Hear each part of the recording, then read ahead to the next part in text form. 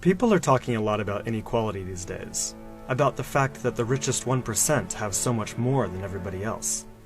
But most of the focus seems to be on the United States, and it strikes me that the same story needs to be told about global inequality too. So I did some research, and this is what I found from reliable sources like the UN. It turns out that while the US is totally out of whack, things are actually way worse for the planet as a whole. Let's start with this graph. A perfectly even distribution of wealth among all living people, with everyone divided into 5 equal groups. Now, let's show how much each group actually has. Shocking, right? 80% of the world's people barely have any wealth. It's hard to even see them on the chart. Meanwhile, the richest 2%, they have more wealth than half of the rest of the world. Let's look at this chart another way. Let's take the whole world's population, all 7 billion of us, and reduce it to just a representative 100 individuals. Here they are, poorest people on the left, richest people on the right. Now let's show how the world's total wealth, roughly $223 trillion, is distributed. The vast majority have practically nothing. Nothing with which to educate their children, nothing with which to pay for basic medicines. While the richest 1%, they've accumulated 43% of our world's wealth. The bottom 80%, meanwhile, that's 8 out of every 10 people, have just 6% between them. But even this doesn't really show how extreme things have become.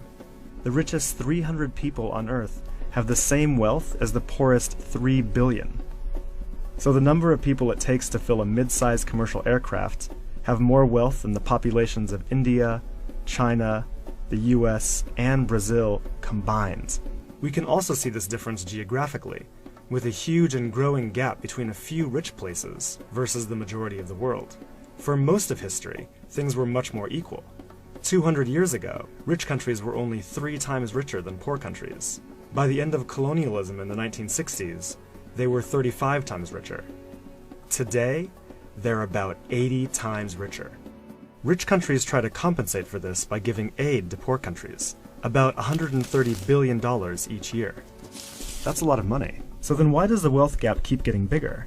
One reason I found is that large corporations are taking more than $900 billion out of poor countries each year through a form of tax avoidance called trade mispricing.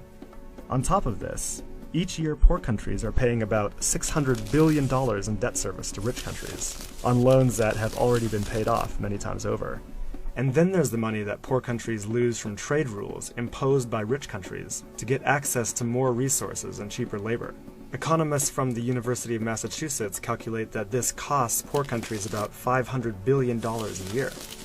Altogether, that's more than $2 trillion that flows from some of the poorest parts of the world to the richest.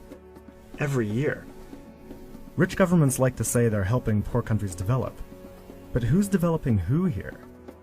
This makes me think that there's something wrong with the basic rules of the global economy. It can't be okay that the wealth of our planet is becoming so concentrated in the hands of such a tiny number of people.